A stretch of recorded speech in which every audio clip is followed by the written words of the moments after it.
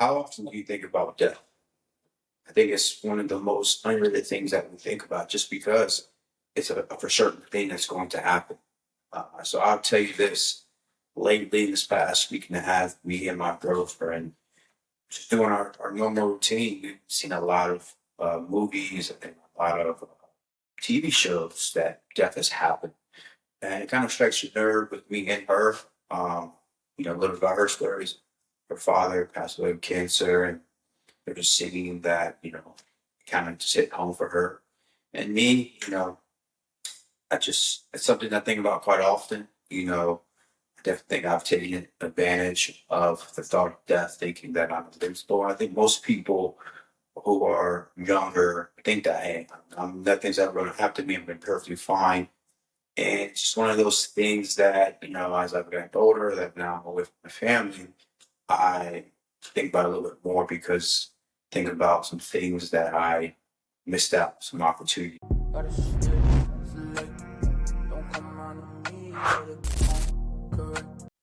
Do you think about death? That's the question here. If you don't, that's fine. But later on in life, we will when something maybe happens or family member passes away, or you watch a movie and it kind of resonates and you think about your kids or somebody you care about. And it's one thing that we don't really think about when we're younger, but when we get older, do. So um, that's kind of where we are today. We're talking about death. So, like I said, me and my girlfriend were watching just TV shows because we like to spend time together. We like to watch movies.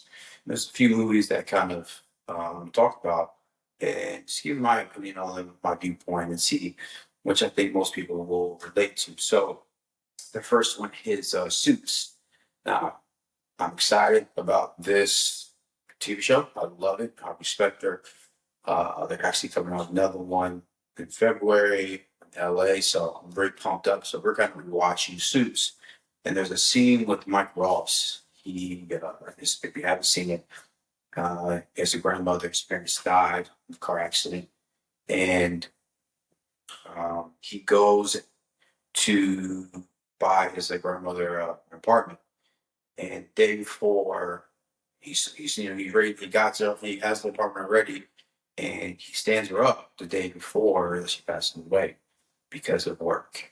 And then the next day, Rachel, the girl he works with, lets him know that the home, the elderly home, or the whatever call was looking for him because his grandmother passed away, and he has that regret of just not seeing her one last time, and then he stood her up for work.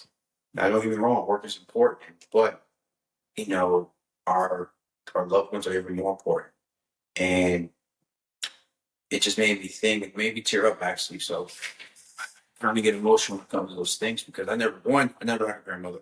Well, I did have a grandmother, but we didn't have a good relationship. And the other one, I didn't take my dad's side. So on my mom's side, I never really had a great relationship with her. And then on my dad's side, she died when I was a freshman in high school, and I really did take advantage of times when I was around.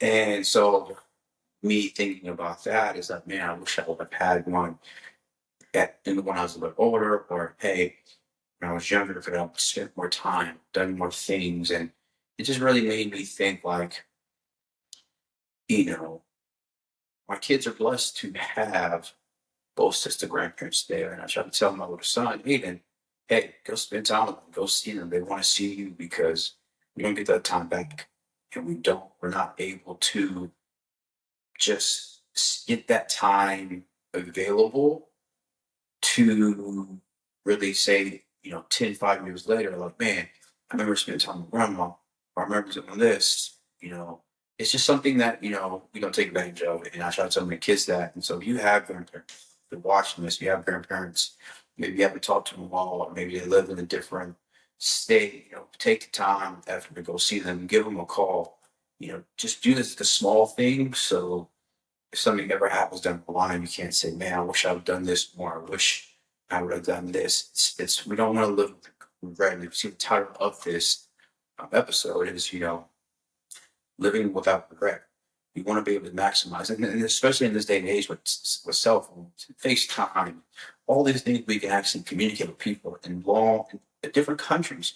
We need to be able to use and maximize these tools to see our loved ones and tell them that you love them and just see them smile, have conversations. Okay. The next one was this new TV show on HBO Max called Pitt. And this is the one where my girlfriend really hit home. Was his family's the father was dying and he asked not to be brought back, put on machines, and how it happened, and actually sitting there watching your parent, grandparent, loved one sit there as they're dying, as time goes on, their breath taken away, or they were sitting there with regret of times of not really spending time and being thankful for the times that they were there. I think there was four things that the doctor said to do. It's, I love you, forgive me, I forgive you, and something else. And they just kept saying things of that nature, of like things that they forgave me for about, or hey, can you forgive me for this?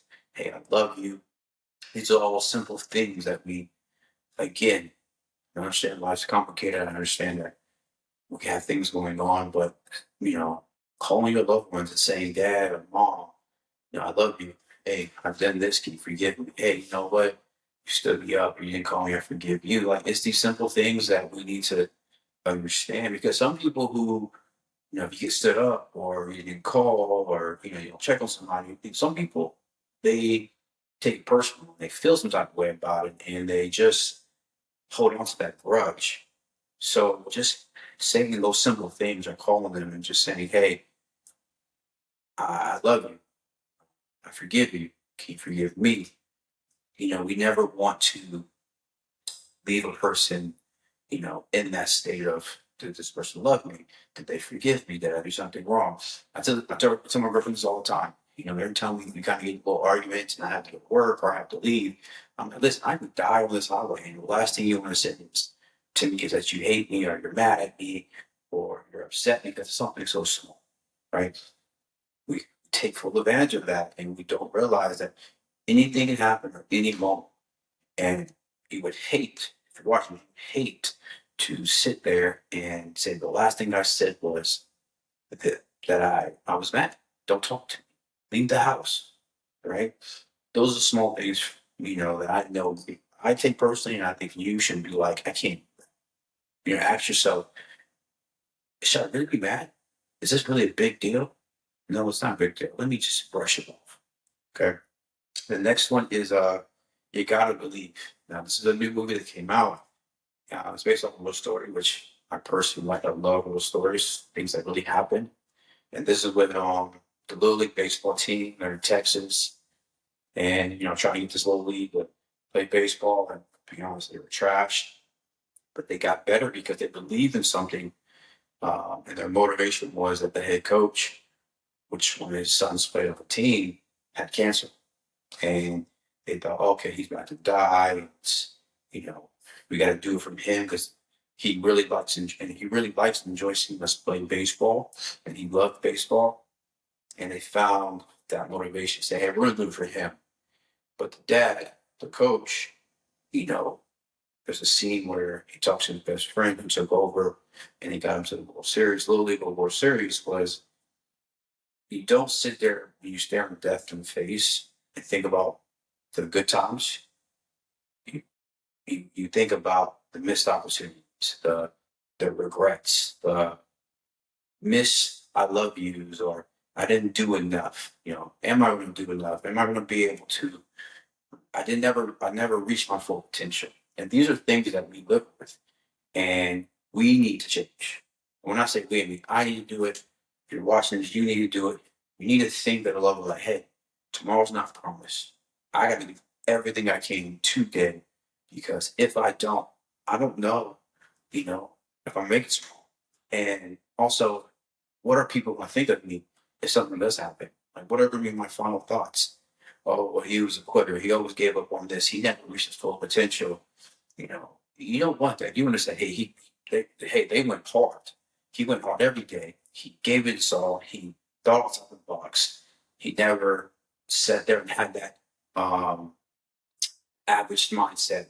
He always wanted more in life, and every day he stepped out the box. Every time he woke up, he was going 110%. Right. So those are the things that the mindset that you need to do in order to recharge your soul.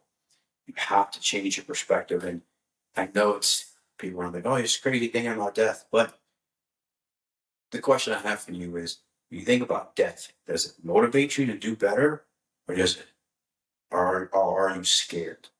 If you're scared, I mean, hey, death is scary. But if you think about death and you're scared and you don't want to do nothing but think, well, you're going to be average, you're going to be normal, and there's not going to be fond memories for most people. Like, hey, what was this person doing? Right? But if it motivates you, then it's going to kick you in the ass. Damn, I haven't done crap. I haven't done nothing in life for my life to be remembered. That if something happens, people are saying X, Y, Z great things about me, right? And so you need to be able to think about it, let it motivate you, and let it just like sink in that, man, I haven't done enough in my life to sit there for people to say X, Y, and Z about me. So what you think about that? Ask yourself, next time you think about, if I was to pass away, if something was to happen, what will people say about me? And if it's not, if you come up with things that you're like, man, that's nothing, do more. Okay. Um, so, I this next part is something that, something different I'm gonna do. Um, it's something that, I'm trying to tap into another level, emotionally, and really try to change some things about me. So we are watching the show Special Forces on Hulu, and I'm a big physical guy. I like doing things physical, and these celebrities are going through some tough things that the special forces go through, and it's really taught to, take you to the next level. Brotherhood, be able to push yourself to another level in mentally, overcoming challenges. And there's a part where they have to go death level. Now, based off my research, a death letter is the concept of special forces refers to as a pre-written letter or document that a service member might leave behind, typically in the event of death while on a mission. It is often a personal note intended for loved ones, friends, and family, express final thoughts, reflections, or instructions. In some cases, it's also serve as a practical purpose, such as providing last wishes for making arrangements for members' belongings and affairs.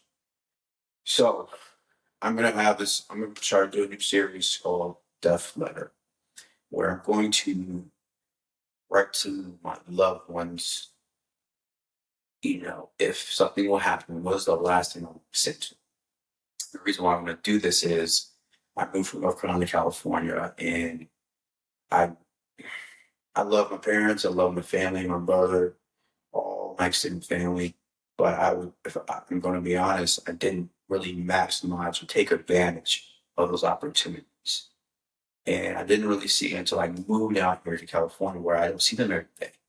I got to see them every single day. I was in my parents' house, and there's moments where, we had a long time. But there's moments where I just came home, went upstairs, right?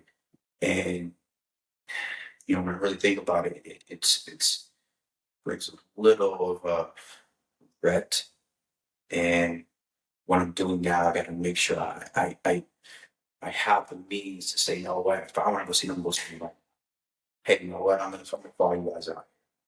That's where I want to get, because I have to make up, or try to make up time with them to let them know. So I wrote my first death letter, just to kind of get some things off my chest, to kind of get in that zone when it comes. I'm gonna read it to you guys. And I have a new series with this called Death Letter, where I'm going to be writing down, if something was to happen to me and I don't make it back from whatever, or something unexpectedly happens, they are going to see it.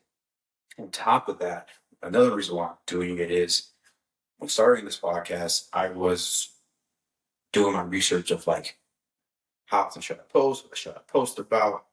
And somebody I came across somebody's page and Think Media, got the guys, is that I'm going to use this platform as basically my diary, so that if something does ever happen to me, my kids can watch this and say, "That's my dad. This is what he's doing. This is the last thing he said. This is the impact he was trying to have people. This is the value he was trying to have on people." Because I do want to leave something, and my oldest son, he's actually doing some motivation stuff on his Instagram page, inspired by me. So that made me push a little bit harder that, he's looking up, he's seeing things and wants to do what I'm doing. And so I have to really leave my impact on this world and especially on him to make sure that he's the man he's going to be. So I'm going to use this platform so that even you, my audience, you're looking at it, you can say, this man got his so he was going, he tried to reach people. He was going to reach people. He's done X, Y, and Z. Like that's where I want to leave and have the value to you guys.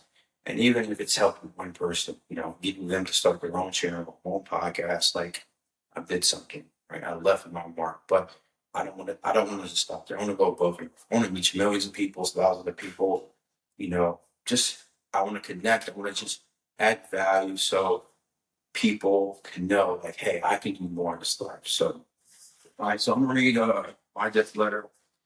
Try not to get emotional, but I just want to start.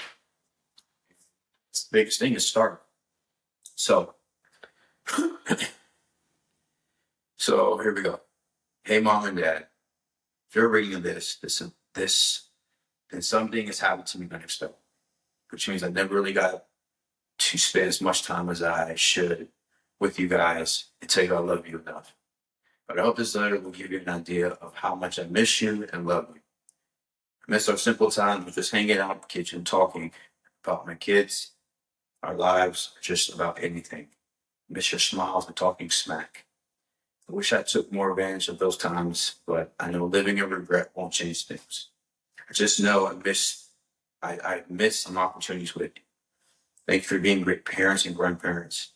I know it wasn't the easiest to handle, but no matter what, I saw your unconditional love in both the good times and bad times. Just know that I am constantly thinking of both of you and can't wait to see you next time and give you a big hug and kiss. I love you. James Hopper. So that's just my first death letter. It took me some time to really write that. Just like, what do I say? How do I say it? But I'm going to do more of those and just let my parents know, let my kids know, my girlfriend know, my cousins, friends, like, hey, if something happens to me and I don't say it, it's much leave me with something. But my whole goal is to say it more to them when I'm talking to them. Spend more, have more conversations. Don't ignore those phone calls. Don't, text them back, text people back. So those are things that if you have loved ones and maybe it's hard for you or difficult for you to say to the face or over the phone, write a letter. Let them know, hey, I may not say it much, but I love you, I miss you. Whatever's on you, just write them a letter, send it to them. I know, or in today's age, you can text it to them, same kind of thing. But I think having that handwritten letter or a video has much more impact. So, but until next time, you'll see a series coming up down the road, Death Letter. And, I'll talk to you guys and see you guys again. Team name, Wolfpack, callback sign, sorry, not sorry.